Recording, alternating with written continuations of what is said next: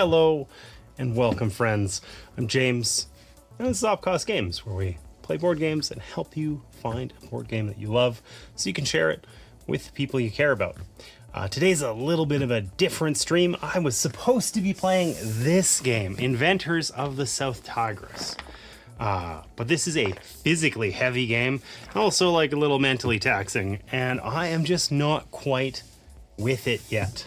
I got sick about a week ago. I canceled last Sunday's stream, and I'm feeling a bit foggy still. It's been really debilitating. I've been pretty healthy all winter, but this last little bit here has been challenging. So that said, we're going to play something a little easier today. So a little change of plans.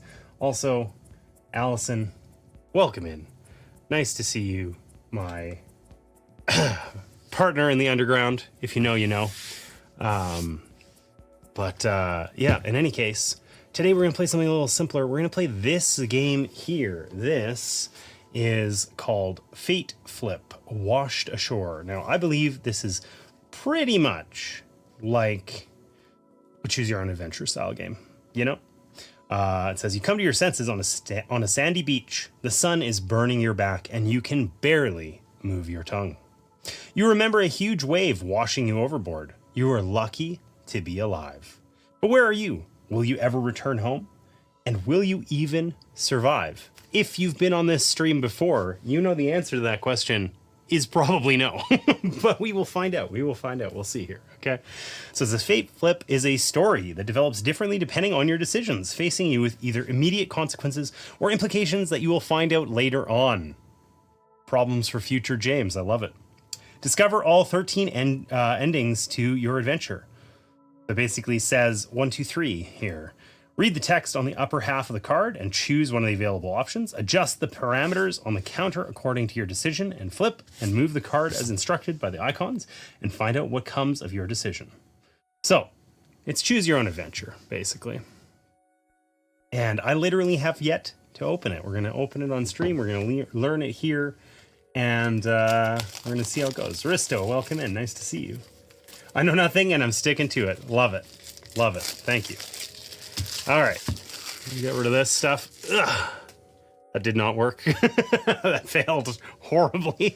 That's okay. I think I actually am going to take 1 second, and I'm just going to zoom this top camera in a little bit because we are going to be playing with these cards here. Maybe that's okay if I just do that. Maybe we'll just do it that way and call it a day. Obstacle number 1. Can I open the box? Not sure. Oh, it flips open. It's a skill issue. It's hinged at the top. It's not a lid. It's hinged. Skill issue. Okay. It looks like we've got a couple little clips here for marking stats or something, probably. These are cute little copper, you know? A skill issue. It looks like a skill issue.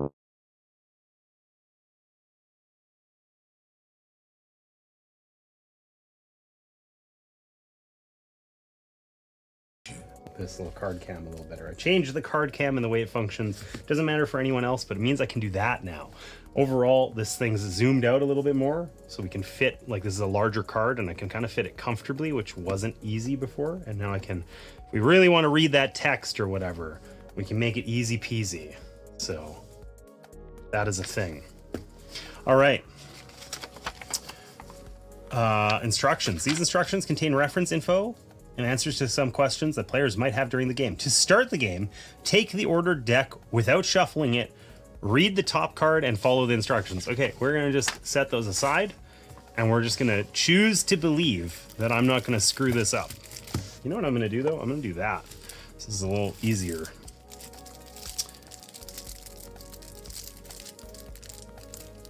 So yeah, I've made some like minor tweaks to basically everything, some rough edges on the stream that have been, you know, haunting me for a long time. Oh, I don't shuffle and I don't look. Okay, this is card number 1, it says up here. Fateflip Washed Ashore. Fateflip is a story that develops differently depending on your decisions, facing you with either immediate consequences or implications you will find out later on. Problems for future James. Do not shuffle the cards in the deck unless you are explicitly told to do so. Flip and read this card. I definitely saw the card under it, and I don't think I was supposed to. Alright, so setup and gameplay. During the game, you will add cards to your hand. This will be your pile. Handling the pile, you will advance with the story. Keep the rest of the cards in 2 decks, the story deck and the item deck on the table, and take cards from them only when you are explicitly told to do so. Different types of cards are marked with different icons in the upper right corner to make it easier to find the cards you need. Okay, so there's all these little doohickeys, right? Hand, seashell, tree of some kind, other tree, snake. I don't know. We'll see how that goes as we get there. That tells us to go to the instructions. We're not doing that. Okay. With the pile, read only the text on the upper half of the card. Then choose one of all of the available options to advance the story. Follow all instructions, if any, and apply the effects of each icon next to your choice in order. Okay, so we probably are going to actually need to look at the rules for those. You can find the description of all icons on pages 2 and 3 of the instructions. Oh, there they are right there. All right, we'll figure that out later. Put the next cards 2 to 14 as a separate deck on the table. These are items that you can collect during the game. Okay, we're not going to look at them. We're just going to know that they exist. Then we know the top one is a knife. We'll leave that there. Hello friends, welcome in. Dispatching here. The card cam is fire. There you go. I needed to get my criminal record for the new job, and I am way too boring. Ride a bus without a ticket once, and that was it. Ooh, man, Risto. That, living dangerously on that that bus ride there. That's it's pretty intense. I don't think I have anything exciting in my criminal record either. Though Allison and I are committed to a life of crime as part of the underground. I can't tell you about it, though. All right. Take items from this deck when you're instructed and return them back to the item deck when asked to discard them. You might come across these items or the items on the back of these cards. Attention, item cards are double-sided, marked with a star, and sometimes 2 stars on the back. Now take card 15, discard card 1, placing it under the story deck and the rest of the cards on the table. Okay. We're going to discard card 1. Do I actually, like, literally take this into my hand? I think I do. On the back of this card, you will find a counter for chapter 1 of the game, where you will move the clips along the scales to track 3 parameters important for the character's success. You cannot exceed the highest value on any scale. If the effect of any icon or story card drops you to 0, first follow the instruction on the counter and only then finish the icon effects on the card. Okay. Attention, dropping some of the scales to 0 may be fatal for your character. Okay, so try not to die is what I'm getting here. Now set the clip markers on the dark green triangles along the edge of this card for an easier game. Set the clips on the light green triangles. Oh, we're not doing that. Dark green it is. All right. I want this just to look like it does in the picture, which feels fundamentally impossible. Do I want a little arrow? Or a big arrow? Okay, there we go. That feels weird. Anyways. Okay, so what do we get? It's looking like we end up with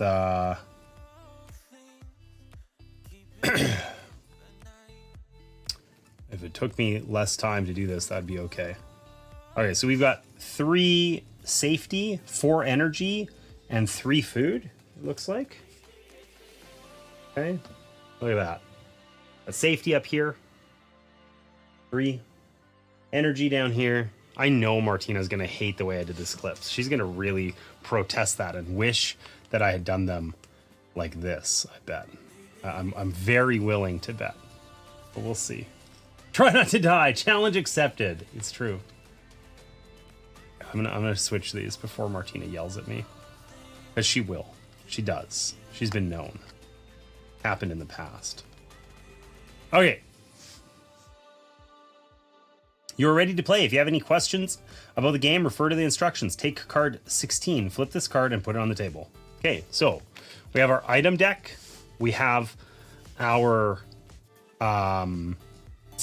stats, energy, food, and safety. I'm assuming if we run out of food, we die. If we run out of energy, we die. Safety feels like maybe that's our like risk tolerance or something. I don't know. Safety is kind of an odd term for some parameter in a game. So maybe this is something where we don't just die immediately. I don't know. But I'm betting we're running out of food and energy on the island that we're washed ashore on is probably a bad move. And you know what? I am going to adjust the camera a little bit because it's just not quite right. It's driving me bonkers. So I will be right back.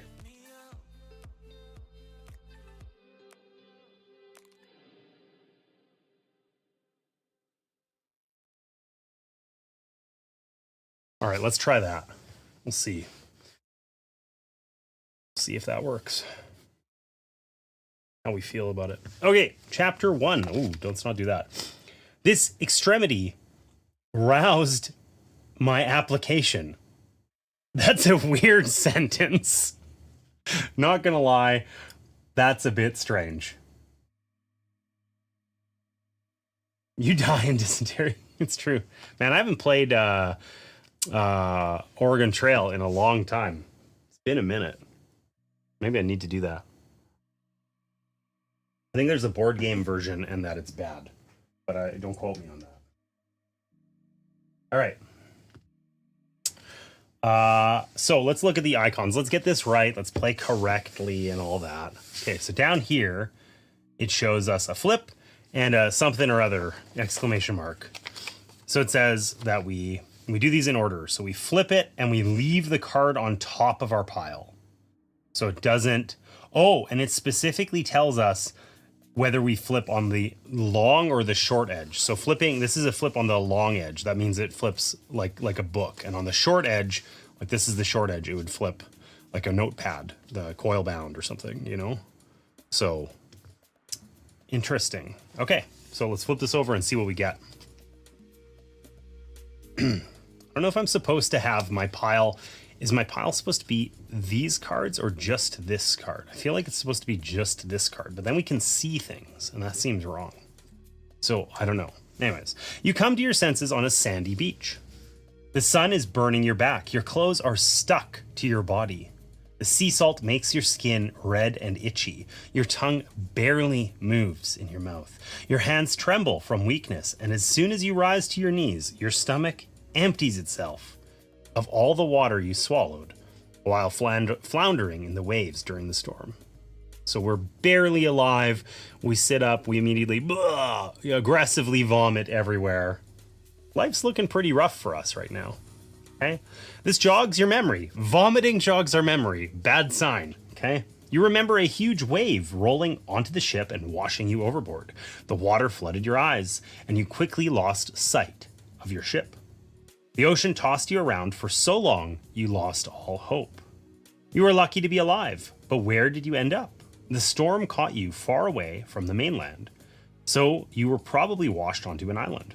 But is it inhabited? Has it ever been mapped? And do ships sail here? Will you ever return to your homeland? And will you even be able to survive? All right. So it says take cards 17 to 20 without shuffling them and start reading the top card. Now it says 4 times shell. So, so those are cards that have a shell on them in the top corner here. And we pick up 4 of them. Okay. Okay, so it says to avoid accidentally looking at the cards in the deck, flip this card and put it on top of the deck instead of under it, as usual when discarding cards.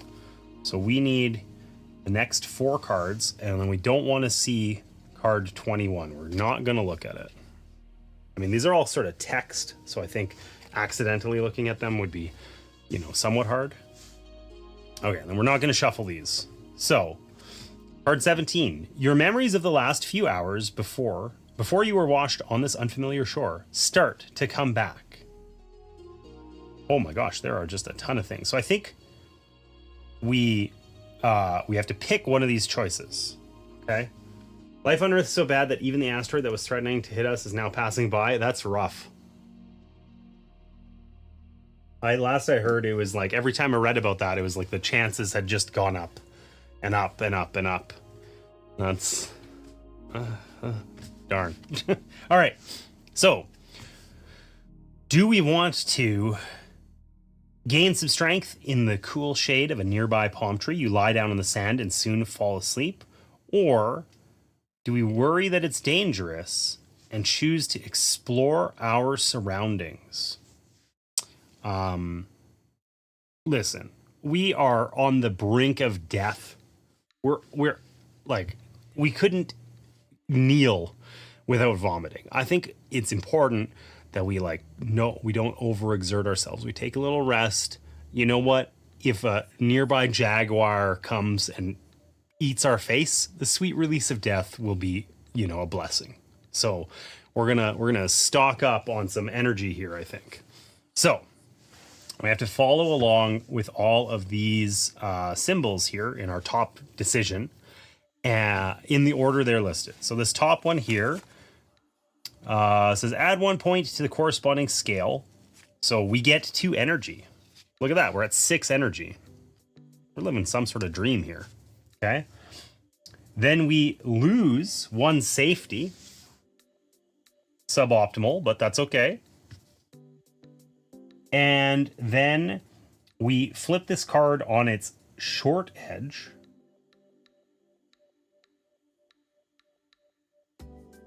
And then we move it to the back of the pile. Now, of course, does it mean this way? Yes, it does. Not. Oh, oh, dear.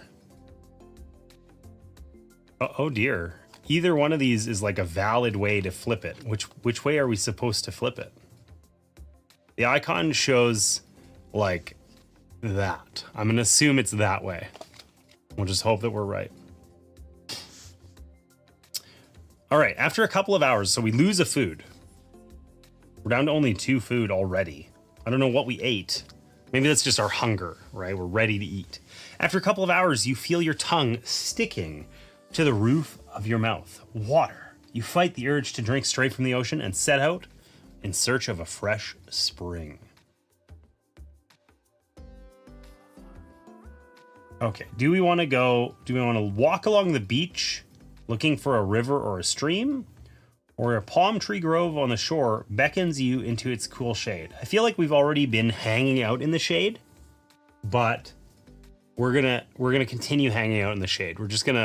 We're shade dwellers now. We have pasty skin. We're very alarmed by the sun. We don't have our sunscreen. So a palm tree grove on the shore beckons you into its cool shade. Maybe you'll find something there. Okay, so it says take a random card with the corresponding icon in the top right corner and add it to the back of the pile in your hand. How do we get a random one with a tree on it? I don't know. I guess are they sorted? It looks like yes. These are loosely sorted. So I guess we were going to take this one.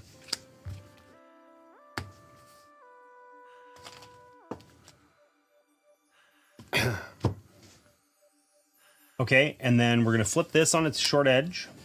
I'm really perturbed about the fact that that could mean this, or it could mean that. Like, this can go either way. Anyway, that's okay. We're going to put it at the back. Okay, you glance longingly at the horizon. So it feels like we're essentially like slowly building a deck that's going to be a story, but it's only going to have some of the cards from here, not all of them, right? You glance longingly at the horizon, wondering if you'll ever see your homeland again, when suddenly you notice a corpse bobbing on the waves. Not a good sign. Perhaps this easy prey has already attracted the sharks, but you still decide to swim and take a closer look at the body. What if it's someone from your crew? Fear twists your stomach. You turn away and walk off. You can do nothing to help anyway. Okay, listen. We want to chill in the shade. We don't we hardly remembered we're on an island and we barely remember that we got here from a ship. Surely we're not going to recognize this guy, and I don't want to lose a limb to a shark attack or something goofy like that. So fear twists our stomach, we turn away and walk off. You can do nothing to help anyway. We are playing this, we are pacifists. We like the shade, we're scared of dead bodies. Food is good, you know? You examine the coast, and in the nearest grove, you soon come to a pool, overgrown with reeds. Small creatures bustle about in the water among the stems. All right, so we can look for a stick to hunt later. We can try and weave a rope or a net, or we can continue to be an absolute pacifist and just not do it. Not do anything. Let's spend some energy. We got some energy earlier. We can never go above our max, right? And we have 6 out of 7. So let's spend some energy. And it says, with some difficulty, you manage to pull out a few stalks. Their fibers are strong, and you want to try weaving a rope or a net out of them. Okay, so we're gonna lose those 2 energy we gained by hanging out in the shade. We're gonna flip this over, and we're gonna put it at the back. No, wait. Leave this card on top of our pile. We're not gonna put it at the back. Okay. From the fibers, you manage to weave a strong rope. Listen, if I made a rope out of reeds that I pulled out in the middle of nowhere, there is no way it's looking like that. It's gonna look super mega janky, but that's okay. So I think this means we get a card from the item deck. It shows a hand here. It says take rope. I can only imagine that means get it from the item deck. Interestingly, there's like no reference to what that icon means, but like surely we can presume. Card number 3, the rope. Okay, we're not looking at the back. It's definitely just rope. And then we discard this card.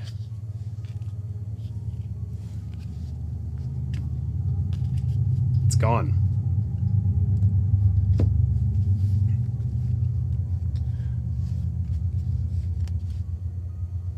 We have some serious GI issues. It's true. It's true. We are concerned about food. We are, you know, when we do anything, we puke.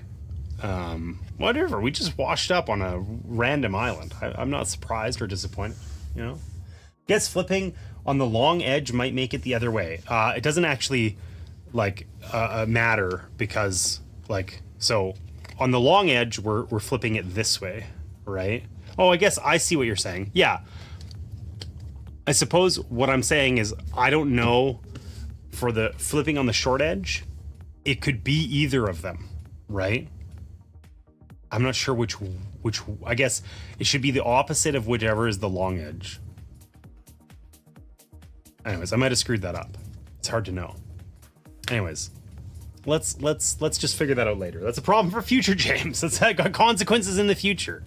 Okay? Thoughts of survival. Your need of food and water and a good night's sleep exhaust you, but you can't help wondering, did anyone else survive? Are they looking for you?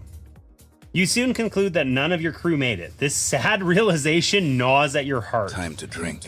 You should save more food. Your supplies are low and you will need your strength. But if I save more food, I eat food. Okay, in either case, I lose something. Let's choose. We're gonna conclude that nobody made it. Everybody else died. We're the only ones. That guy that we saw the corpse, he was the only one who almost made it, but instead he perished. So thanks for taking care of me, by the way, Martina. And yes, I understand what you're saying now. We can deduce what they mean by the short edge here. So we have to flip on the long edge for this one anyway. So we're gonna lose 1 energy. Okay. And then we flip this on its long edge and put it at the back. So if we flip it on the long edge, the energy icon is up. If we flip it on the short edge, am I an idiot? And it doesn't matter which way I flip it? I'm an idiot. It literally doesn't matter. It always ends up the same way. Why did I think that that would be different? Well, that's great. Anyways, nobody made it. And we realized that we don't understand. Not only did the crew not make it, but we have very low spatial awareness. It's rough out here on this island. Okay, so we're going to flip this over and put it at the back. Shit. At the foot of a coastal cliff, you find stones with sharp edges, which resemble flint. They might come in handy. You memorize the place for later. Or only with energy value higher than 2, you purposefully look around and find a suitable stone. We got some energy. We stocked up in the shade. Let's find some flint. So we're going to flip this on the long edge and keep it. You find another piece of flint and use it to deepen the indentation in your workpiece. Then insert a strong, thick stick into it and fasten it with fibrous plant stems and narrow strips of fabric from your trousers to make a primitive axe. You are extremely proud of the result. Yeah, if I manage to make an axe while washed up, I can't kneel without puking, but I make an axe out of 2 pieces of flint and some material from my pants. Wow. It even looks, look at this.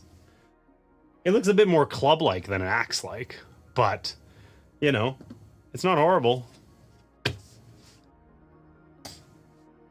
All right, we gain a safety. That's cool.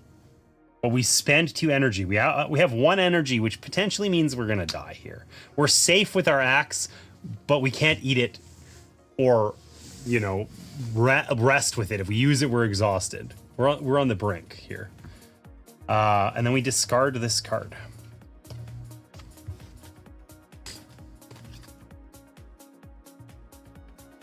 Still counts. Today you wander deeper into the jungle and even reach the foot of the hill that you saw from the shore. On the top, broad leaves of banana palms lean toward the ground under the weight of ripe fruit. You know what that sounds? That sounds delicious. Bananas are great when you're having a little bit of indigestion. It's been a problem for us. So we're in luck here. Unfortunately, if we go up to the top, we're gonna lose some energy, and we just cannot abide. We'll be at 0. We don't want to run out of energy. We don't want to find out what happens there. So we can either spend a bunch of energy to go up there and gain some food. We can decide it's not worth it and turn back. Yeah, right. Oh wait, only with rope. With the help of rope, you quickly and deftly climb to the top. There you feast on the nutritious bananas. Okay, we're doing that. We gain 2 food. We do not spend any of that energy because we were clever enough to make a dope rope. And then we'll discard this. Welcome to the... No, I'm not doing it. I started reading that. I almost started singing it. It's not happening. It's not happening.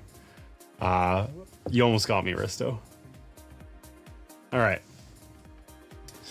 Constant hunger makes you extremely weak. We just ate bananas. We gorged ourselves on delicious ripe bananas. Whatever. Okay. Do we want to strengthen ourselves with the last of our rations? Or maybe you'll be able to find more food deeper in the woods. What could go wrong? You turn your gaze to the ocean, hoping to catch something edible. Suddenly you spot the corpse again. Waves have washed it ashore. Bad omen? You decide to bury it, but the stench makes you vomit. So we lose more food. Listen. We're having enough, like, enough of a tough time keeping things down without, like, just electing to go bury bodies and stuff like that. Surely we're gonna have our rations here and strengthen ourselves. That gets us some energy back, right? So we'll lose 1 food, but we gain 2 energy and a safety. So we're extremely safe. Extremely safe. We lose this card, though. Oh, plus 2 energy. Did I resolve this incorrectly? No. Okay, plus 2 energy. You wake up to a new dawn. After the night on solid ground, your limbs are hurting, but oddly enough, you feel rested. So, do we want to plan to get to the other side of the forest? Or do we want to... We don't want to spend up our food. Okay, during your next hike, you plan to get to the other side of the forest. We spend 1 energy, which is fine. Okay. We flip this over, and it goes to the bottom of our stack, but we don't actually have anything else in our stack. This is the only card that we have left. So, you've set up a small yet comfortable camp in a grove close to the shore, and now planning longer hikes in the mountains. It's time for a new adventure. So, do we want to find a way up a steep mountain or find an easier path uphill through the forest? Surely this is our moment. This is our moment to just embrace the steep mountain. We've got a rope. We have a rad axe. We're basically mountaineers now, right? What could go wrong? What could go wrong? It's time. So, you're looking for a way up a steep mountain. So we take 6 mountain cards. I don't know how many there are in the deck. There are, in fact, only 6.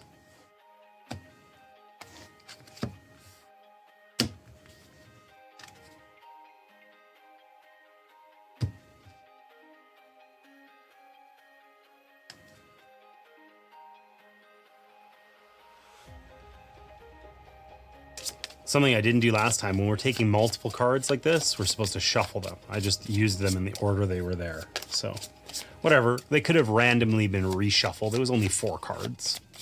They surely could have come out 1, 2, 3, 4. Okay, we lose an energy by choosing to go for the hard mountain path, and we discard this card. You scale one of the high mountains. There, you hear hissing and gurgling. Hot water gushes from the ground, forming a steaming spring. So, do we want to... The water tastes slightly of sulfur like rotten eggs, but you don't care. On your way up, you got winded and thirsty. Or... You dare not drink too much, but a warm bath is exactly what your exhausted body has been craving for a while. Surely we could both bathe and drink, perhaps not in that order. But time for a hot soak? I agree. You dare not drink too much, but a warm bath is exactly what your exhausted body has been craving. I feel like if you're on, you're trapped on some island, like a nice soak would feel like, I can imagine you could sit there, you're daydreaming, you're fantasizing about, your soaker tub back home or whatever.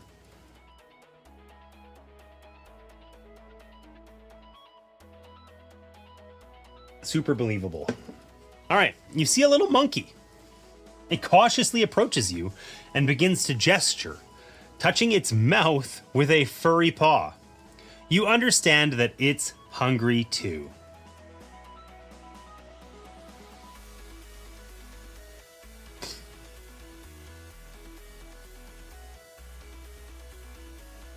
All right. We're irrational and sentimental. We feel badly for having left that corpse bobbing in the water and then still not doing anything with it when it washed ashore. So we're gonna feed the monkey, okay? You offer the creature some food. The monkey deftly snatches it from your hands and disappears into the foliage. Now, I might regret this, right? Because we're going to lose a food. We're down to 2 now. But we're helping people, Maybe it's going to return with more bananas or more of its friends and they're going to beat us up and steal all of our food. Hard to say. Soon the monkey returns and looks fondly into your eyes. Oh, we gain a safety. We are hyper safe. We've got a gang of monkeys helping us now, I think. Look, we're up to 5 safety, but we're down to only 2 food. Okay. Seems like you found yourself a new friend. Why not try and train him? You decide to name the monkey Bodo. Awesome. So,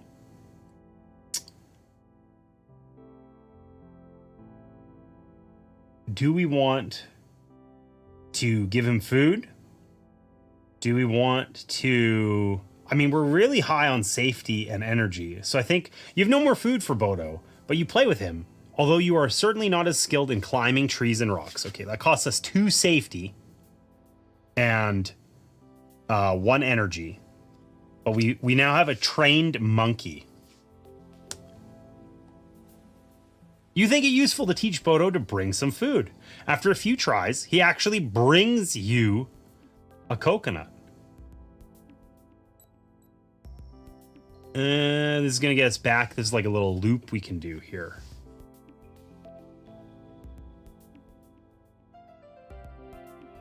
Okay, you open the coconut and give it... We're going to train this monkey as much as we can. New Zealand has hot springs like that, and they are heavenly. That's awesome. You open the coconut and give it to Bodo. What else can I teach you? You ask him playfully, but at your heart, you are grateful for at least some company. Bodo brought you a coconut again. You share it with him. So that gives us a food. Did I miss something on the last card? These icons at the top are very missable. No. All right.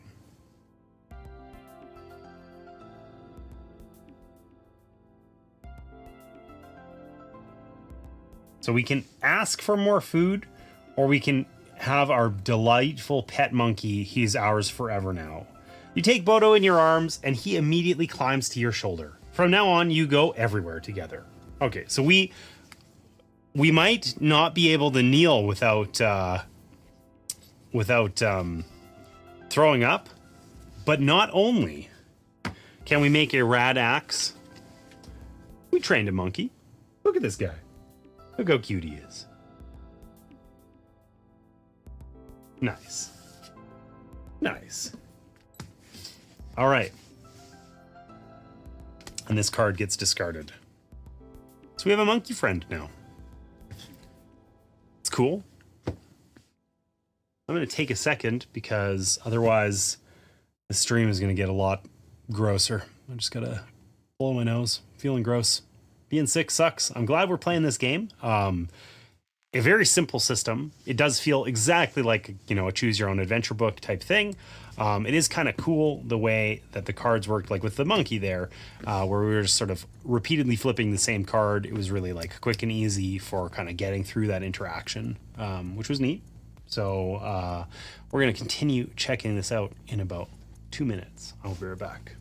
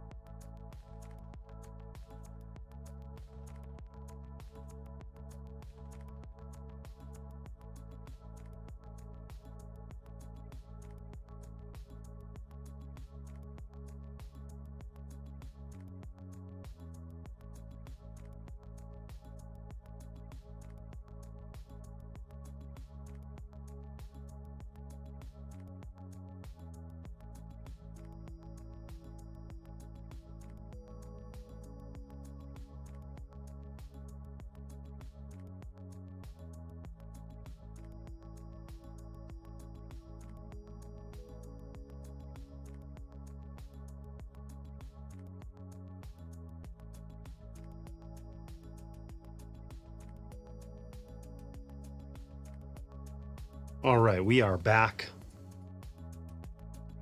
We got our fabulously trained monkey, Bodo. We got an axe. We got a rope.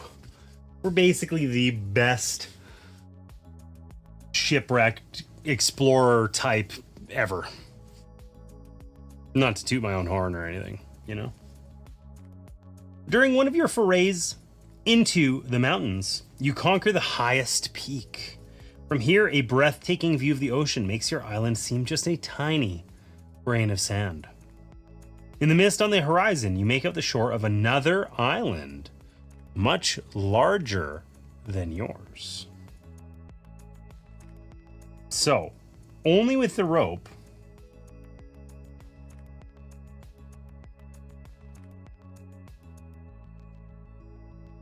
you descend from the top on the other steeper side of the mountain, securing yourself with rope. So basically we have 3 ways we can spend whatever currency we want in order to get the same effect. Now, safety we haven't really needed.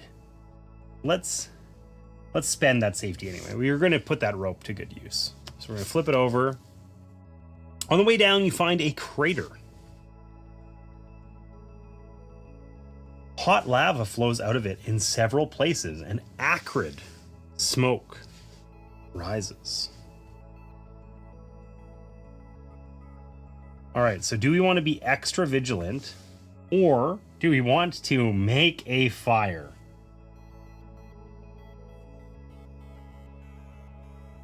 We're scaredy cats. We're going to be scared. You have a bad feeling. You have never encountered anything like this before. So you become extra vigilant. Who needs fire while out alone? Not these guys, not us. You pass a dead tree. Apparently a storm toppled it a long time ago. With the knife or axe, we can scrape some bark off the trunk. Underneath you find fat white maggots. You are disgusted, but you still try to eat them. So we actually gain a food because we use our axe to locate maggots. And then we're gonna flip this over. There are quite a few fallen trees around your camp. It would be wise to stock up as many of them as you can and then use them as both firewood and building material. Hot lava? Exactly. The worst kind of lava. Or perhaps the best kind. Okay, only with an axe, you managed to cut down several trees right on the beach. Well, that's us, right? We've got an axe. We lose 1 energy because chopping down trees is hard work. I will say, as a complete aside, there is something like innately satisfying about splitting wood. Like, I think I would be the happiest person alive if somehow I didn't need to like try to provide for my family and I could just split wood all day and just like, here's a cord of wood that needs to be split and here's like a big old wedge splitter. Hit it. I don't know, man. There's something so satisfying about it. All right, so we lost our energy. Finally, you managed to collect enough trunks to build something out of them. If we discard our rope, we can tie the trunks together. So do we want to like make basically like a raft? Yeah, we saw that bigger island. We just, almost died in the water. What could go wrong? Surely we're going to discard our rope. Or do we want to, alternatively, we can rest and we can just kind of set this aside. I mean, we'll lose that energy again, but let's use our rope. Let's make a raft. Okay, so we're going to discard our rope. It was nice knowing you, rope. And we're going to flip this over. Your raft is ready. You can't wait to go to the island you noticed on the horizon when you went to the mountains. And it seems that the weather and the current agree with your plan for the crossing. So,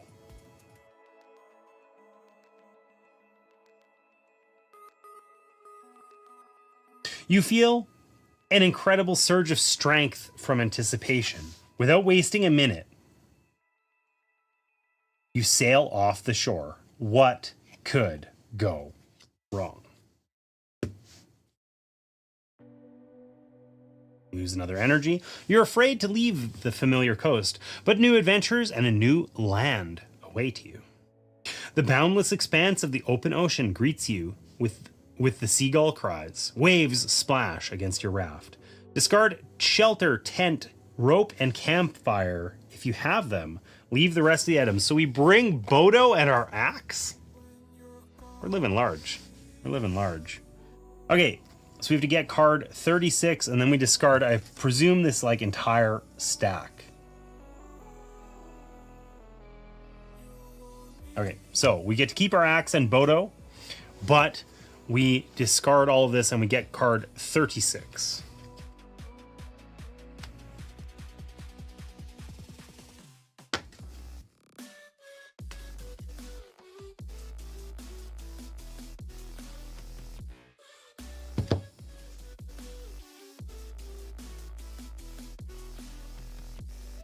Okay, so it says remove the marker clips from the chapter 1 counter, this card, taking into account your food value and set them on the blue triangles around this card.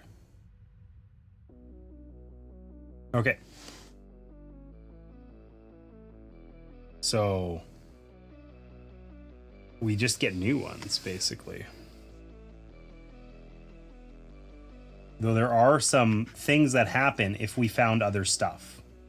Okay, so I want to do it this way despite Martina's claims. I'm doing it like that. Only if you've completed chapter 1 with food value at 3 or more, move the clip on the right to the lighter blue. We were at 3. So we'll go there.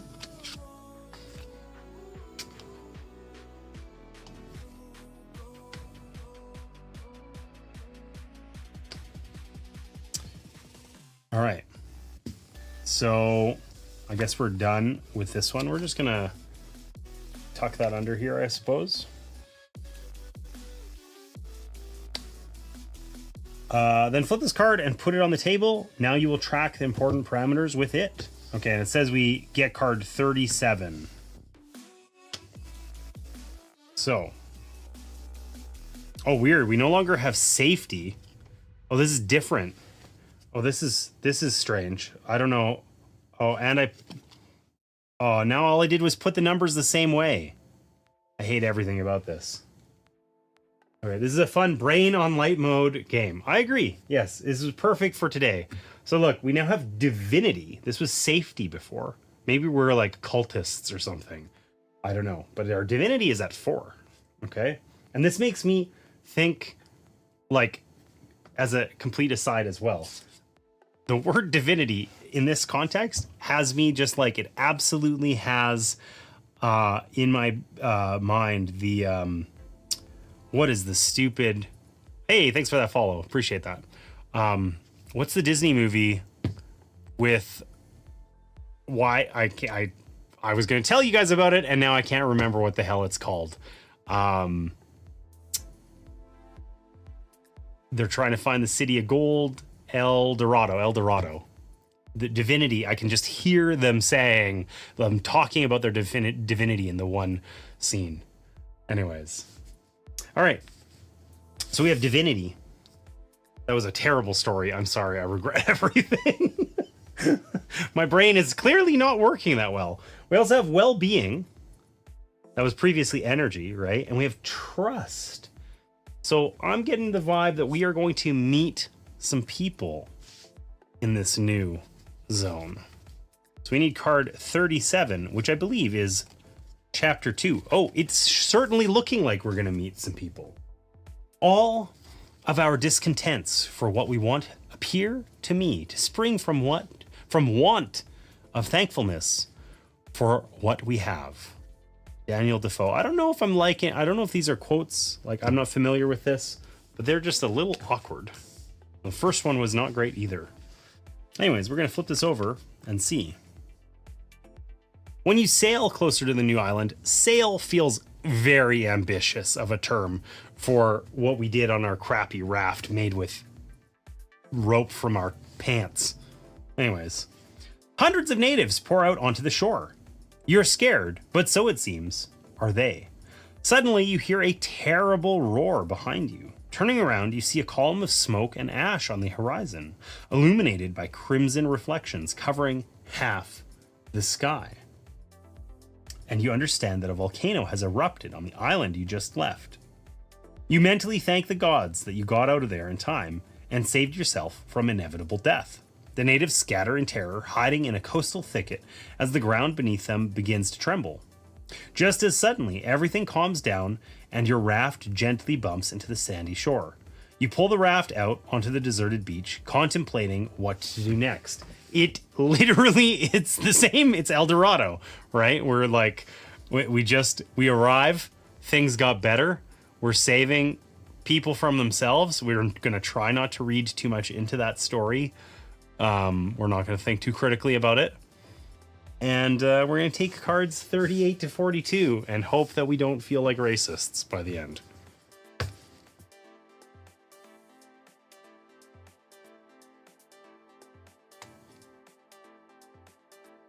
All right, 38, 42. Take and shuffle. This is your new pile. And then we're going to get rid of this one.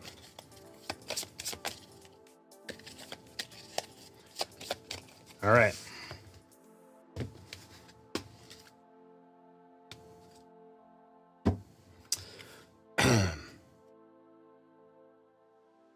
You walk deeper into the jungle. Mosquitoes buzz around your sweaty forehead, but soon the trees recede and you are faced with a huge stone temple towering above you. Its roof is gleaming with gold. It's literally El Dorado. Okay.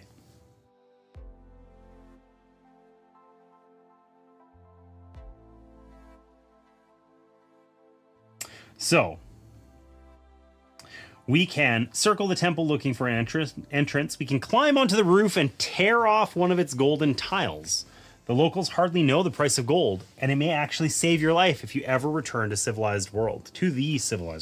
We're not going to steal, like, irrespective of whether they know the price of gold or the value of it. I feel like climbing up onto someone's roof and ripping it apart is like a faux pas of some kind. It's frowned upon, you know? So we're not going to do that. But we get blinded by this wealth. You recoil and stumble. You hurry to get to your feet and walk away. I don't think we want to walk away. We're going to look for an entrance. We're going to circle the temple looking for an entrance. You enter the temple. Inside, it is dry, and fruits and other offerings lie on the altar. So, you relish the offerings, or you decide to rest in the temple for at least one night. In the morning, you leave the place. Thanks for the raid, Time Roller. Hey, Time Roller. You 8 lovely people. Hey, we get to try out the new rating bot, and it looks like it worked. I saw the Time Roller bit on the screen there, and in theory, he should have got a shout out in Twitch chat, though that is difficult for me to check. Let's see here. Twitch chat just isn't working, so that's cool. Oh, it did give him a shout out. Rad. So it worked. It worked. My setup to kind of automate having raids work out. That's the first time it's been tested. I've been tinkering on stream a bit. Time Roller, welcome in. I'm James, Off Cost Games, for those of you who do not know me. We play board games here. We were going to be playing Inventors of the South Tigris today, but I've been feeling a little unwell for a bit. So instead, we are playing this guy, Fateflip, Washed Ashore, which is largely basically like a kind of choose your own adventure book. Okay, we've washed ashore and we are trying to survive. We've cobbled together some supplies from what we could find. We've created a nice little axe for ourselves. We've managed to train a monkey, which feels surprising, but nonetheless we did. Bodo, he's our friendly companion now. And we managed to actually construct a raft and travel to a nearby island where we are encountering the locals and trying to not die. So that's where we're at when you rated in. Time Roller, thanks for bringing your community here. And what were you guys up to? I'd love to know a little bit more about it. I was playing It's a Wonderful Kingdom, the quest module. Cool. That's nice. That's awesome. I have It's a Wonderful Kingdom sitting on the shelf over there, waiting to be played, but I have not managed to do so. Did you enjoy it? What did you think? How did it go? All right, so as that raid came in, we had just discovered a temple on this new island that we just got to, and it is covered in gold. The roof is built literally from gold. It is El Dorado as far as we can tell.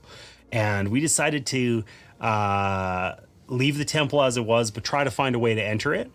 We've entered, and you enter the temple. Inside it is dry, and the fruits and other offerings lie on the altar. So we can relish the offerings, which will increase our divinity, but reduce our trust. I don't feel like that's a great idea. They don't trust us already. We're only at 2. That's sort of bad. So instead, you decide to rest in the temple for at least one night. In the morning, you leave the place. We're going to increase our well-being. Okay, we're now up to 4. And we're going to discard this card. We're not going to, steal the golden roof tiles or the offerings they've made to their gods. You are unexpectedly surrounded by several natives. How could they sneak up on you so quietly? It was fun? Nice. Was there anything about it that was like, what in particular was fun about it, Time Roller? Was there any like noteworthy, what was the single best thing? All right. So,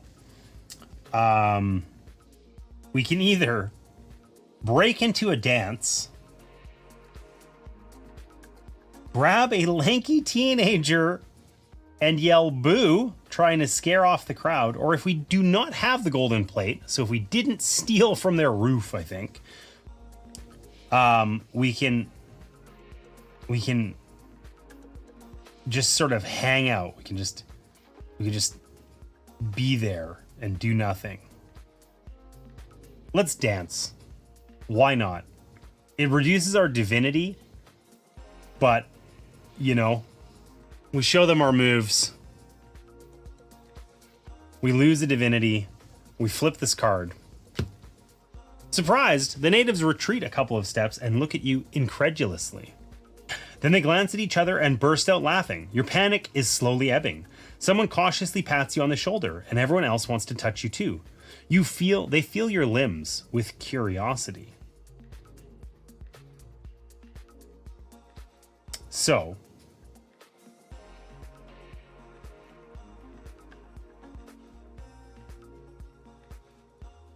enough, you shout when their attention gets too intrusive. With newfound respect, they disappear as mysteriously as they appear. But look here, one of them forgot his spear. So do we lose further divinity but gain a spear, or do we just hide from them? Neither of those feels particularly great. I want to earn their trust. I don't want to, but like having a spear would be kind of okay. Let's shy away from them. I don't want to reduce my divinity to nothing, right? Maybe I do.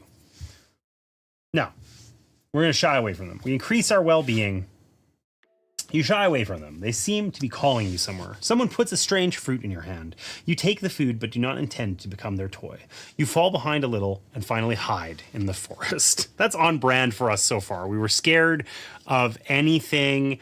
I see this says only with knife or spear. We're going to regret not taking it, but we're on brand here. We were scared of the ocean. We were scared of anything like the sun.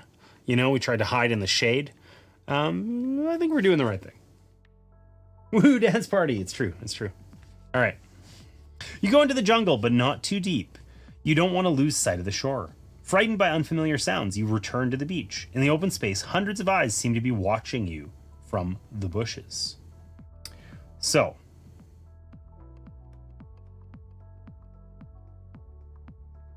we could have increased our well-being even further if we had a knife or spear, but it would have further reduced our trust.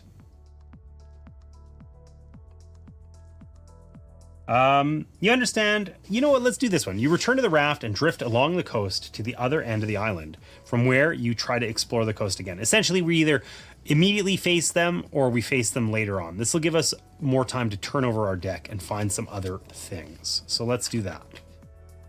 Did I flip that the correct way? I did. Okay. Exploring the island, you come to a gorge. A bridge is thrown over it, woven, it seems, from tree roots. On the other side of the gorge, you see a well-groomed vegetable patch.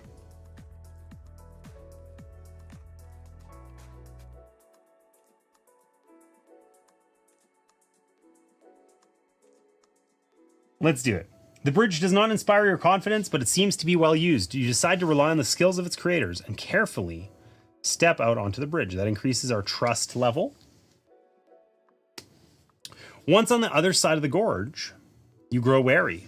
The unnatural silence here seems eerie to you.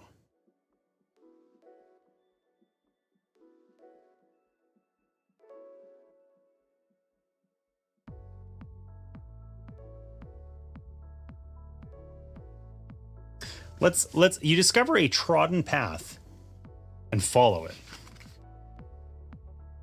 From the nearby bushes, you hear a rustle as a child who is obviously watching you runs away. When you catch up with him, he climbs a tree in horror, but the branch under his feet breaks and he loses his grip.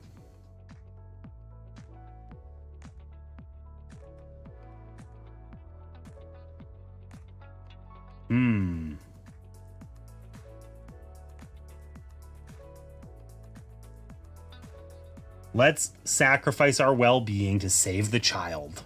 Surely that's the good idea. You rush towards him, intending to intercept the child in the air. He slips out of your fingers, but ends up only slightly twisting his leg while the broken branch hits you in the back.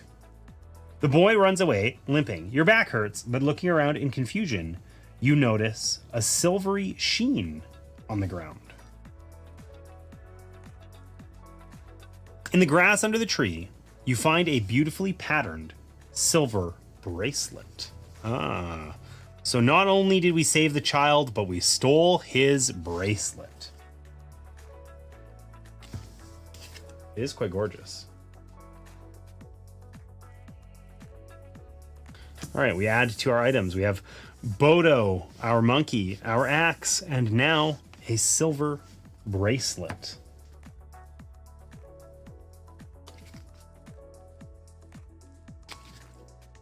You make your way through the bushes and find yourself at the top of a hill.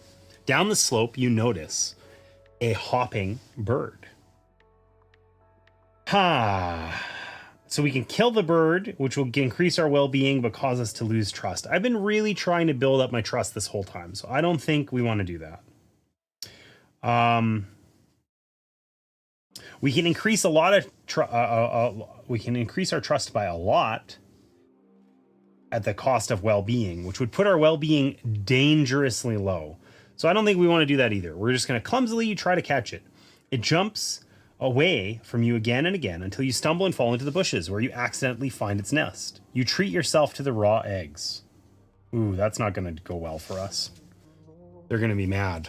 We did the wrong thing. All right, you reach a seemingly empty village. You stop in the middle of the village square. but do not hear a single rustle. Did I do that correctly? Yes, I did. Oh no, now I'm confused. I should have just not looked at it. Okay, yeah. There. You reach a seemingly empty village. You stop in the middle of a village square, but do not hear a single rustle in the surrounding huts. Perhaps people are just hiding and secretly watching you. Not creepy at all.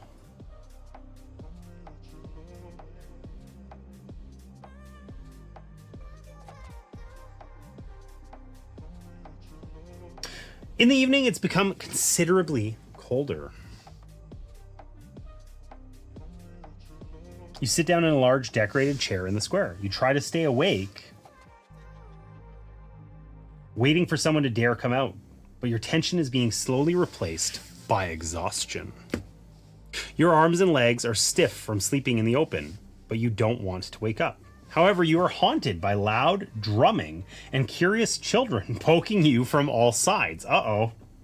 Realizing where you are, you jump up, wide awake. The elder members of the tribe beckon the children. Everyone in the gathered crowd is looking at you suspiciously. They seem anxious, but one of the natives still hands you a bowl of fragrant stew and a bitter, dark drink. Oh, now we have to throw these all out. We didn't get to do our thing. That's okay. So we get our 5 cards with huts on them, and we discard the rest of these, the rest of our stack. So we still do have that bracelet, which may or may not be helpful. I don't know. 1, 2, 3, 4, 5. There's our huts. We're at the mystery village here.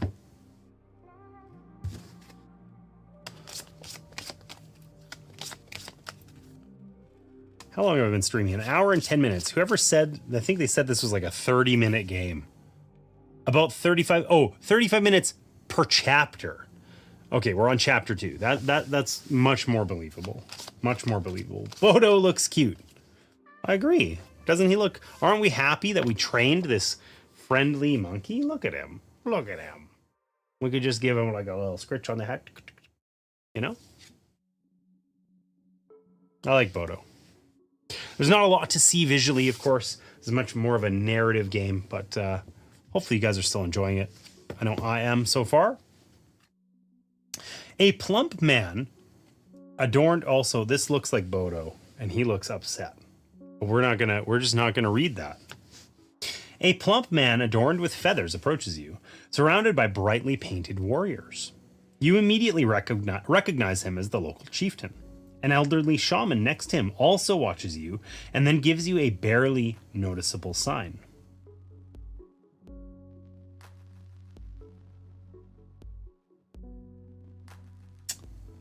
Do we want to contact the chieftain or the shaman? You decide to immediately contact the chieftain. He doesn't seem hostile to you, but his guards are a little too nervous for your liking. Or you bow respectfully to the chieftain, but first decide to address the shaman, showing him your reverence. Let's speak to the chieftain. I think that's going to get us more trust. We're not trying to prove to them that we're their god. We slept in the chair. Whoops. We're just trying to gain some trust. So we're going to talk to the chieftain. Behind the chieftain, you notice a maid with a bowl of food. I swear to God that it's El Dorado. Come on. I should play the song. Get banned from YouTube, probably. Okay.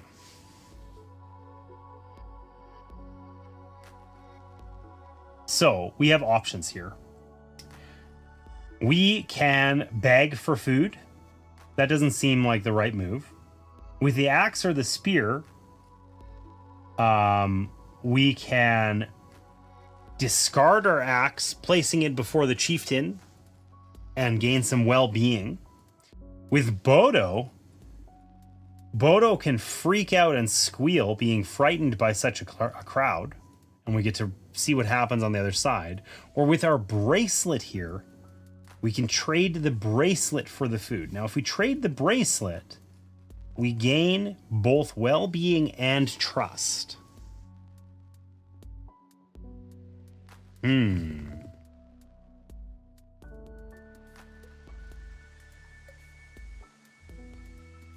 don't want Bodo to freak out. Let's give them the bracelet. Let's discard the bracelet, return it to the kid, hopefully. And we gain a well-being and a trust. All of our stats are at 4. That's pretty okay. And then this goes away.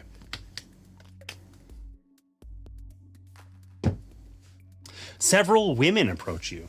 They tie multicolored ribbons with shells that rattle with every step around your ankles. Okay.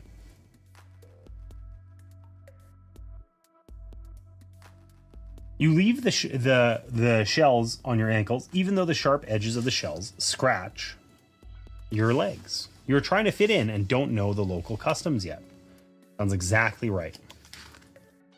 You guess that these people consider you some kind of deity, or their messenger, or something like that. So, we want to gain trust. We want to do this. This is a big misunderstanding. You try to clarify the situation. We lose 2 divinity, but we gain 2 trust. So we're up to 6 trust. And then we flip this over. This is exactly what we said we wanted. Walking through the village, you discover a beautiful viewpoint with a cliff towering above the treetops. We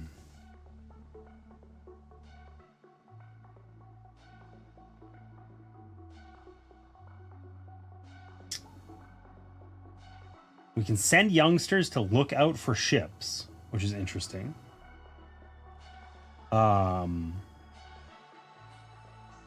Or we can climb up there ourselves.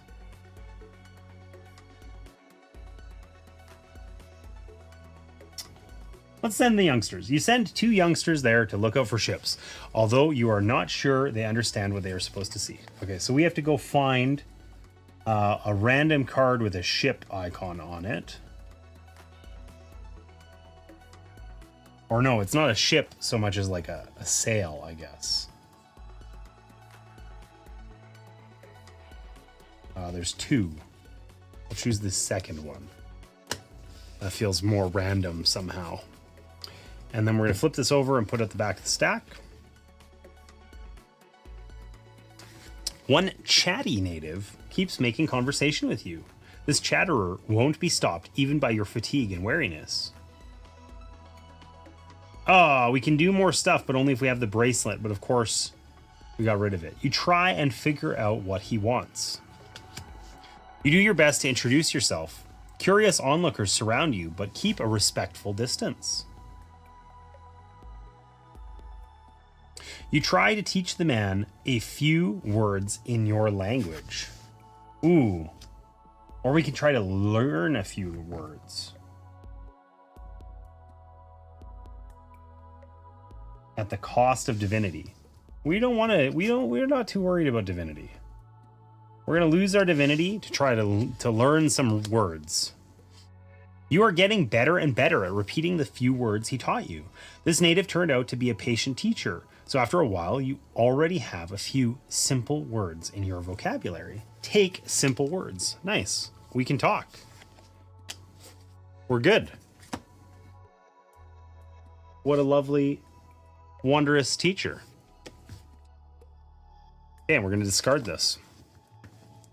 A curious old woman with a basket approaches you. She babbles incessantly, occasionally snacking on nuts and dried fruits from her basket.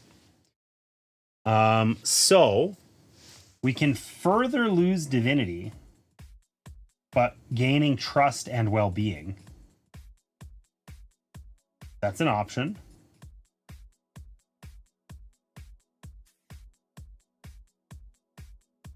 Let's just do that.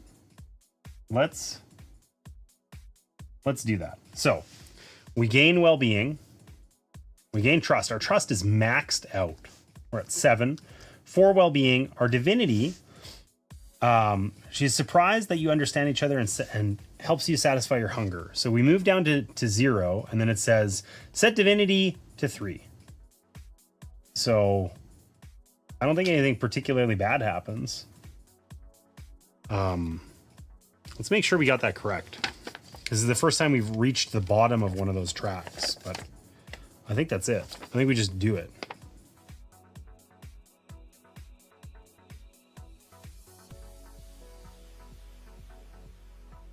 I don't know what it really says. I remember that the thing that we do there is supposed to sort of interrupt what we were doing, but all these other ones, they have icons. We discard our stack and then do something. That one, we just set divinity to 3. It goes back up. All right, and this card gets discarded. The villagers are preparing for some festivities. Well,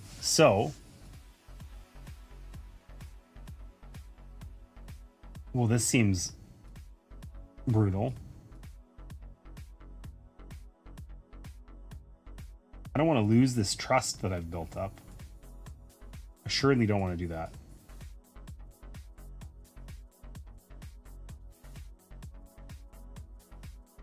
All right, we're just dancing more. We're going to dance more. The women show you a dance in which they stamp their feet in an unusual rhythm. The shell jewelry on your ankles rustles when you try to repeat the movements. You are embarrassingly clumsy, but you enthusiastically dance along with everyone. Now that gives us trust, which we can't take at the expense of divinity, but whatever. We're not trying to be gods. And we're still maxed out on trust. And we got to embrace our dancing, which is why we're here. Bring on the dance. Exactly. That's what I'm saying, Allison, right? We want to do it. All right. A young native walks leisurely back toward you from the lookout point. A clipper has landed in the bay. Unfortunately for you, it is sailing under the flag of a country which currently has very tense relations with your homeland. You are upset that the boy did not hurry with the news. Now you have no time to prepare. The sailors are already launching their boats. So, we can negotiate for a return home. We can urge the villagers to arm themselves and repel a possible attack. Or with simple or difficult words, you convince the people that enemies threaten the village and fight. So we have simple words. Let's convince them. We lose a divinity. Frightened by thunderous shots, the natives get numb with fear. You urge them to resist. Silent blowpipe darts and deadly spears from the undergrowth soon cause noticeable casualties in the enemy ranks. You force the pirates to flee. So, we can either be seriously wounded or you leave the battlefield to help the elders and children hide in the temple. You are a useless fighter anyway. We lose a divinity, but that literally just means we set our divinity back to 3. So nothing bad happens, essentially. That feels like abusable, but am I supposed to gain a divinity card when that happens? Ooh, that's something I didn't do. I thought that was just the divinity icon, but perhaps it is not. Ah, yes. Whoopsie doodles. Okay, well, our divinity has tanked twice, and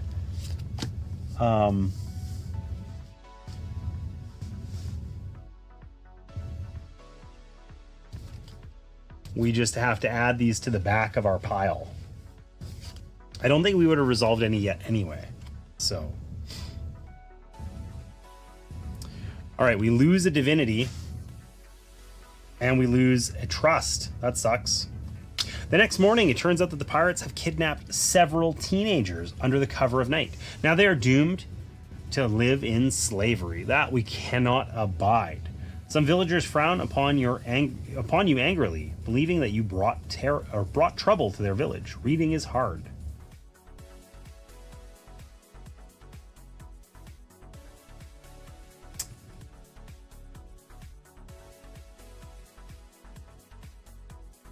Together with the villagers, you mourn and pray for the return of the missing children. Talking to people, you dispel their suspicions about you. We're keeping our trust at an all-time high. And we get to flip this over, and now we get to resolve one of those divinity cards.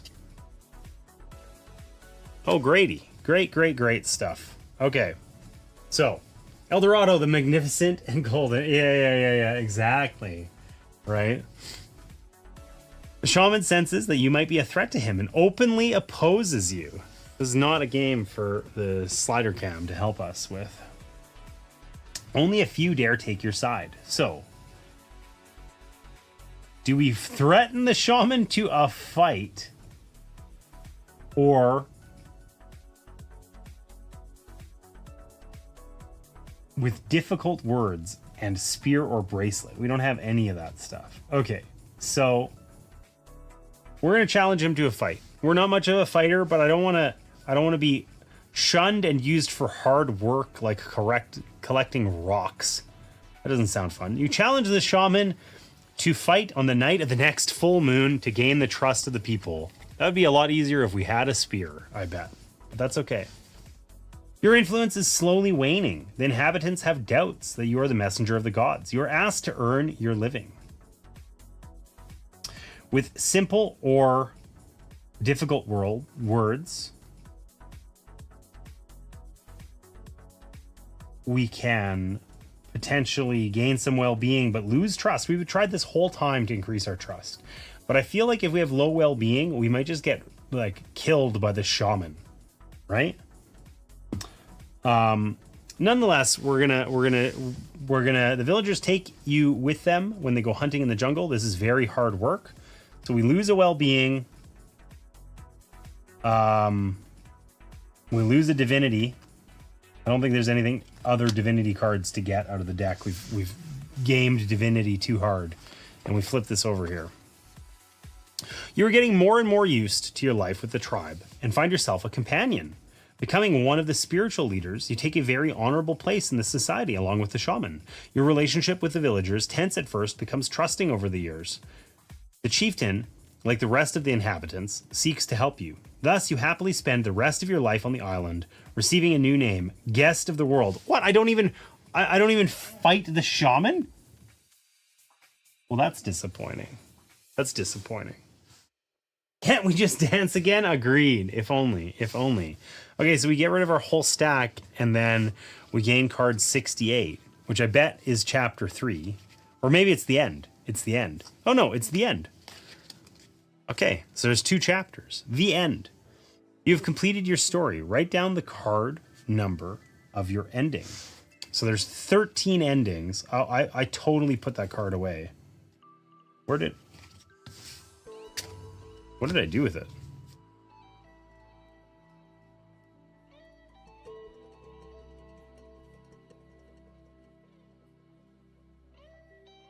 Simple words. Here it is. We were on card number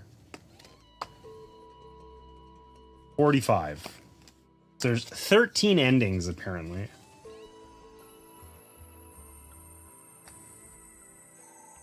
Okay. Do we want to use this little thing? Probably not. Probably not. I secretly hate that. But we've got one of the 13 endings. And then there's achievements. You managed to tame Bodo. Done it. He didn't help us in any way after that. We had no point actually used like our friend Bodo to the only thing we've encountered with him was potentially causing him further distress, which we opted out of. Fight. Yeah, we didn't get to fight the shaman. That sucks. Probably because I messed that up. We might have resolved that card like a turn earlier if I had put it in at the correct time, but I failed. So that's okay. So taming Bodo is one achievement.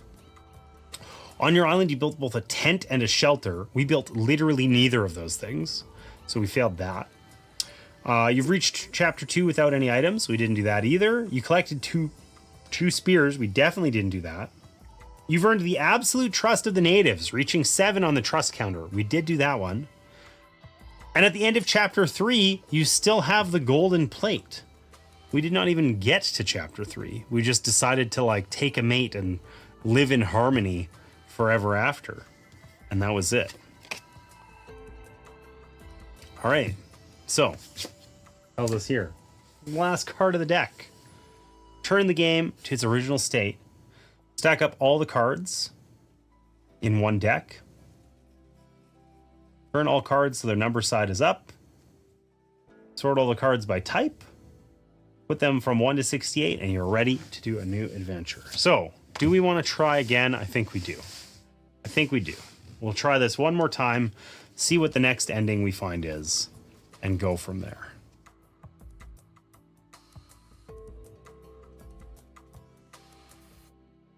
Oh, we really discarded a ton of cards. That was an unsatisfying ending. I agree. It was sort of anticlimactic. It was just sort of like, we're trying to get in the trust of the natives, and then suddenly this is our life now. that was the end of it. You know, I didn't it felt very abrupt and like not satisfying, you know? And I guess, like, I suppose that's like kind of a thing where sometimes, you know, in a choose your own adventure book or whatever, you know, you may or may not, like, you don't necessarily get the ending you want, but that one was just sort of anticlimactic. Just, it's over now. The end. All right.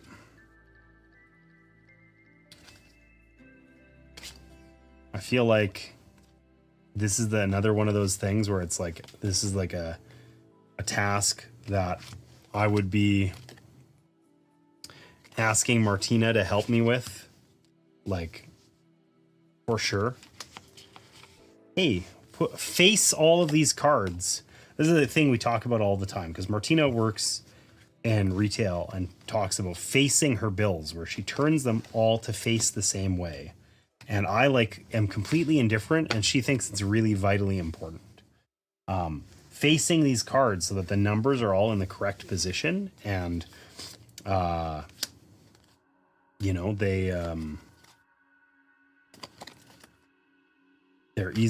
sorted in the correct order and whatever. This is the sort of thing that Martina would obliterate as a task in like a quarter of a second, and is just going to be like annoying and time consuming for me.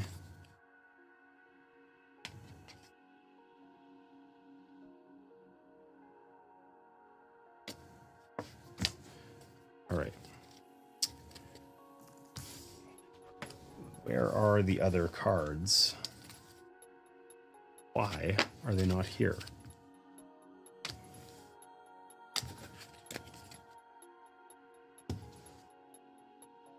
$15, $16, $17. Okay. We never got the snake part of the game. That never happened. If one of our parameters there, if it got too low, we would get, you know, bit by a snake or something horrible. That never happened. Which I'm quite okay with, frankly. Didn't miss it at all.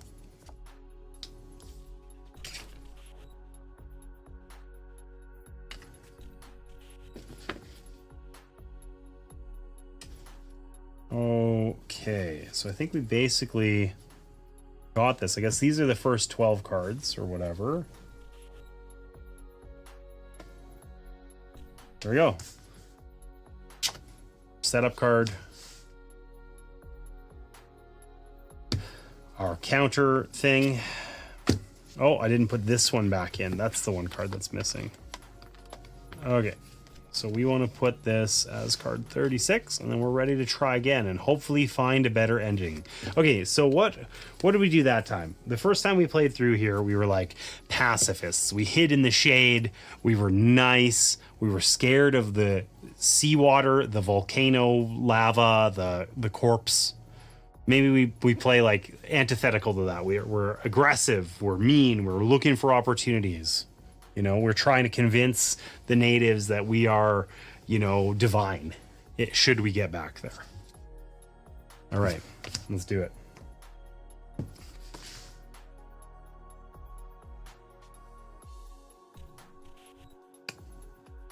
Put our clips on. I think we resolve this in a slightly different order this time because we've played before. So it says... you take card 16. That's chapter 1. come to your senses on a sandy beach. This makes me think of the Skyrim intro, or Morrowind, or any of those. The sun is burning on your back. The sun is burning your back. Your clothes are stuck to your body. The sea salt makes your skin red, itchy. Your tongue barely moves in your mouth. Your hands tremble from weakness, and as soon as you rise to your knees, your stomach empties itself of all the water you swallowed while floundering in the waves during the storm. This jogs your memory. You remember a huge wave rolling onto the ship and washing you overboard. The water flooded your eyes, and you quickly lost sight of the ship. The ocean tossed you around for so long, you lost all hope. You were lucky to be alive, but where did you end up? The storm caught you far away from the mainland, so you were probably washed onto an island. But is it inhabited? Has it been mapped? Do ships sail here? Will you ever return to your homeland? And will you even be able to survive? So we take cards 17 to 20, but if it's not our first game, we shuffle them.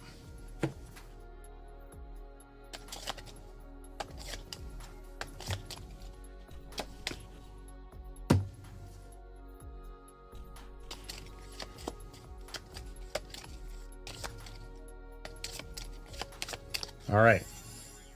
Is this the beginning of vindication? We will see. We will see. All right, so we're going to lose a food here. After a couple of hours, you feel your tongue sticking to the roof of your mouth. Water. You fight the urge to drink straight from the ocean and set out in search of a fresh spring.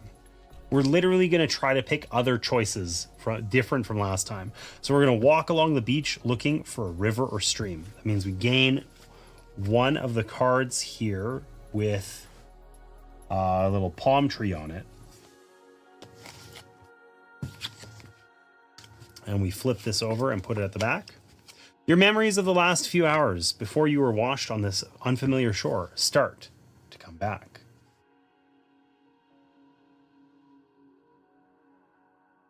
Let's go explore our surroundings. That's what we didn't do last time. So we gain a tree card. Like that one, sure. We increase our safety. We lose some more food. We're down to one food. Let's not die here. Probably should find some food. You examine the coast, and in the nearest grove, you soon come to a pool overgrown with reeds. Small creatures bustle about in the water among the stems. So, you look for a stick to hunt there later. We're going to lose a safety.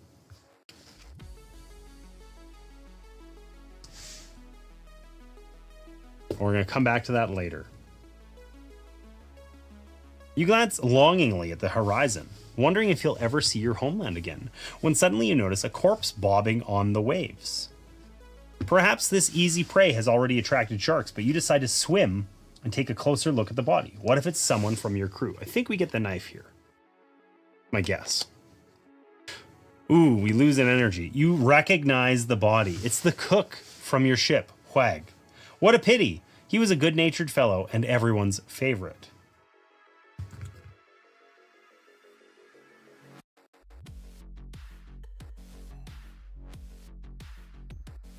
You cling to the body and swim back to bury it properly. Sure, let's do it. Let's bury this body properly. Finally, you drag the heavy body ashore and bury it under a pile of rocks. In the process, you find a knife in one of the boots. Knife. Done.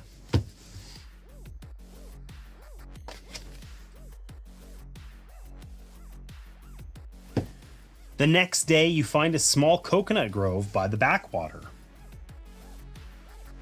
With the knife, we can crack open a few coconuts. That gives us 2 food. We were down to 1. That's great. For the first time in days, you're full and satisfied. Nice. Oh, we lose the food, though. You walk along the coast again, but you still do not find a stream or river. You begin to doubt your reasons for plodding on under the blazing sun. Suddenly, you notice the wreck of your ship on the ocean surface.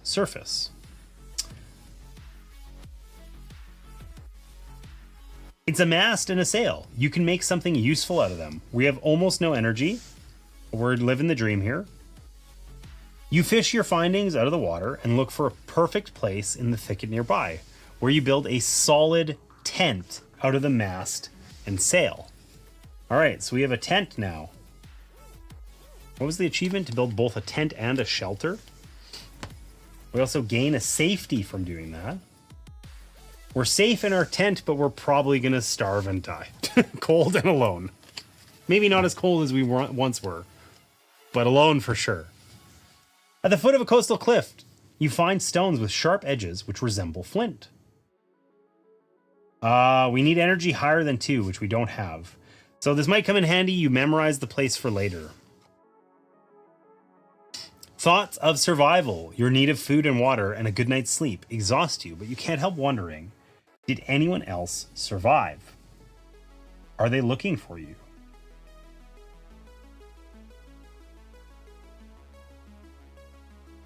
With the knife, you wistfully poke the sand with your knife, your talisman of hope. Whatever.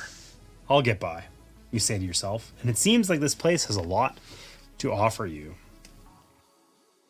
Meanwhile, the ebb tide has exposed rocks covered with seaweed. A few crabs scurry around the muddy bottom in between the algae.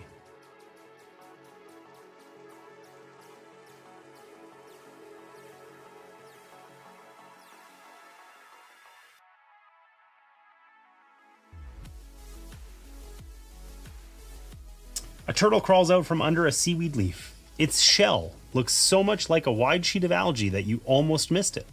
You recollect having seen her somewhere before. The turtle, you should check that place out. The turtle might have laid eggs and you could find her clutch. We're going to kill the endangered sea turtles. That's as distant from the nice guy we were before as possible. Out of the corner of your eye, you notice something unusual. A chest is bobbing in the water near the rocky shore. Only with tent or shelter. You hope that by tomorrow the chest will get stuck between the rocks or even get washed ashore instead of being carried back to the ocean. The hope lulls you to sleep. Only with energy higher than 2 can we go get the chest. Well, we can't do that because our energy is too low. So we're going to just hope that we get it, but we're discarding this card, so that's probably not happening. It will be just another dream. When you once again patrol your domain, you hear something growling in the bushes. You hastily follow the beast, cutting your way through the bushes. Get out of here. You once more pick up an animal trail. It leads you on through the bushes, and here you are again standing at the flint cliff. A fat bird hopping at the foot of the cliff looks at you, puzzled.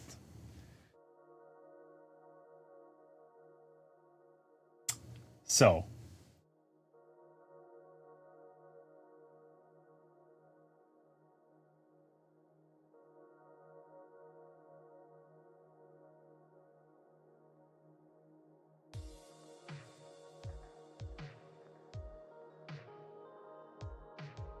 the chase has exhausted you.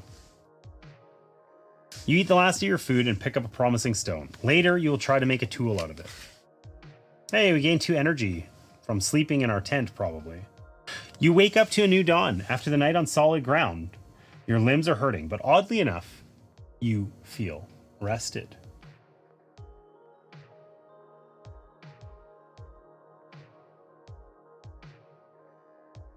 During your next hike, you plan to get to the other side of the forest. You dig in the sand. Somewhere around here, you saw a turtle. You check if she's laid eggs here.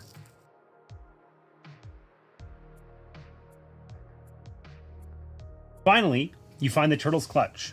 You eat a few eggs and take the rest with you. You need to save some food for tomorrow. We killed the turtle, but we're alive. Go to hell, endangered turtle. You find another piece of flint and use it to deepen the indentation in your workpiece. Then insert a strong, thick stick into it and fasten it with fibrous plant stems and narrow strips of fabric from your trousers to make a primitive axe. You're extremely proud of the result. So we gain safety, but we lose energy. We're down to 1 energy. Okay, but we have an axe, a knife, and a tent. You've set up a small yet comfortable camp in a grove close to shore, and now are planning longer hikes in the mountains. It's time for a new adventure. Do we not feel ready yet? I feel like we're ready. What else are we going to do? We're out of cards. This is the last one. I think you hope to find an easier path uphill through the forest. So that means we take a random one of these. And we take 6 mountain cards and shuffle them up. There they are.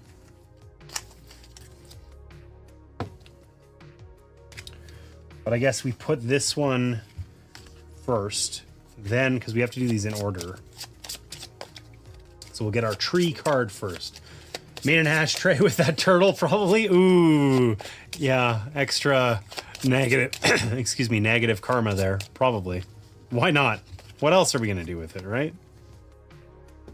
All right, we're going to discard this card. Moving away from shore. This costs us an energy. Ooh, we lose our energy. Oh, maybe we die here. We might have just died. Okay, so we interrupt this to get card 2, the back side of it, and then we discard our stack of cards. Oh, I think we literally just died. We ran out of energy. We ran out of energy and died. Okay. In short, if I would ruin myself, there was no help for me. At some point, you float drowsily from oblivion into consciousness. For a few moments, it seems to you that you are serenely swinging in a hammock on the shore of your dear desert island. Only the merciless sun is messing with your rest, but soon an unbearable pain permeates the fog of your thoughts. Every cell of your body aches, and you bitterly realize that you are on a ship, and it was the ocean waves that lulled you, and your body is burning from the strongest fever. Your lips are dry and chapped, you beg for water, but your broken body does not obey, and you manage only a weak, exhausted moan. You wish you never came around. Luckily, soon the pain and fever make you forget yourself and your surroundings, never to recover again. Damn. Okay, so we ran out of energy and we died. We were too greedy, and we tried too aggressively to make stuff happen here. I feel like that ending was also a little disappointing. I was trying to go quickly because I was trying to, pick different things that we hadn't picked last time. But it's sort of not unlike a choose your own adventure book, I guess, right? Sometimes you just abruptly, it's over. And I feel like when there isn't like some foreshadowing of that or whatever, it's a little bit disappointing. So we never got to like put our turtle shell ashtray to good use. We just died. We were exhausted. We ran out of energy and we died. But I think actually I'm going to call it there, because I don't really want to go through the emotions of those first few cards again, frankly. And honestly, I think that like overall, this is a cute little game. I like the system with the flipping of the cards and stuff. It's very like approachable for sort of choose your own adventure type thing. That sort of facilitating that sort of gameplay, and whatever. There's a bit of role playing there. We get to pick what kind of character we wanted to be or what have you. So I think that that's cool. But at the same time, I feel like I don't want to sit here and play this. Like there's 13 endings. I don't want to find 13 endings in a sitting. This is the sort of game that I'm gonna, put on a shelf, and I'm gonna sit down and play it once through, and spend whatever 30 minutes or an hour playing it, and then I'm gonna set it aside until I forget about it again, and then I'll try it again in 6 months or whatever, right? So it was interesting, but it wasn't, I'm going to sit here and grind this out all day. I also am still feeling like crap. And I think I'm going to give myself a bit of a break here and take it easy, right? But overall, this was a really interesting game. This story was like, not super innovative by any means. I don't think I don't think there's anything new here. If I had to choose a bunch of stereotypes about you're washed ashore on an island, they're all present, right?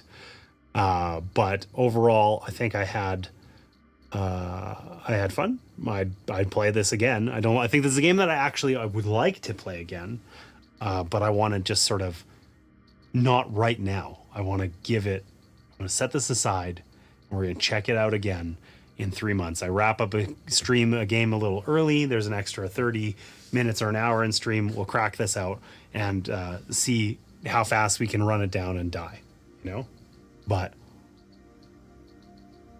overall, definitely in that good, not great territory.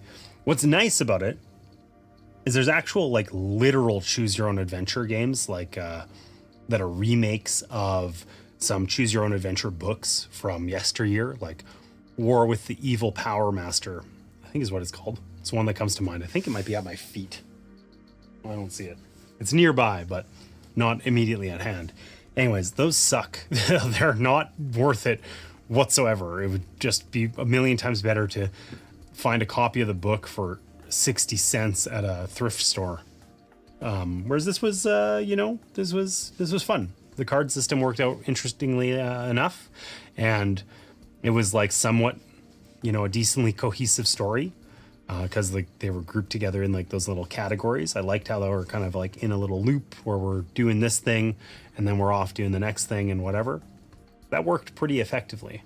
The writing was okay, but it's sort of weird, peaky, where that ending, the detail and level of detail and just the way that's written is clearly significantly more effort went into that than your average card, which seems a little odd.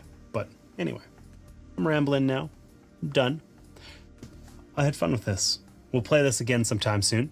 There is another one. I'm not sure if it's out yet, but there is a second title with the same Fateflip system. Maybe I can take a look on BGG and see. Because I don't know. Is that coming out? Fateflip by royal decree. It's supposed to come out this year. So that's exciting. Nothing else. Oh, it's very recent. There's almost nothing about it on Board Game Geek. All right, let's find somewhere to raid here on Twitch. Weekend raids are always a little weird because, it can just be hit and miss. Looks like TLN is going on right now. Dutch Yoda is there. We could raid into that. That's always nice to support some Yoda's live. There you go. See? I think that's probably what we're up to with that thing. TLN. Yeah, exactly.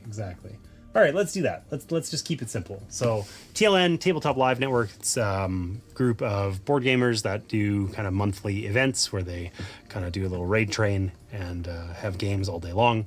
I'm not part of TLN, but I can take you over there. Dutch Yoda is a friend of the channel and somebody who raids in here fairly often. And it looks like they're playing Finspan, which is the new Wingspan, the new version of Wingspan, the third one. There's Wingspan, Wormspan, and now Finspan. I also think he might be wrapping up, so we're going to go real quick. We're just going to start this raid up right now. Head over there. They might raid away. We might miss this. We might screw this up. I don't care. We're going to do our best. Anyways, thanks so much for being with me here today. I know it was a little bit of a goofy one because I have not been feeling well. Hopefully this coming week we're back to normal. So Tuesday I will be doing my Iridia campaign. Wednesday evening I will be playing games with Sarah over on YouTube. And tentatively on Thursday I will be playing games with Grandma where I teach my mom some 2-player classics that may or may not happen this week, depending on her. So we'll see. But in any case, I will see lots of you this coming week. Hope you get a chance to work a little less and play a few more games. And we'll see you soon.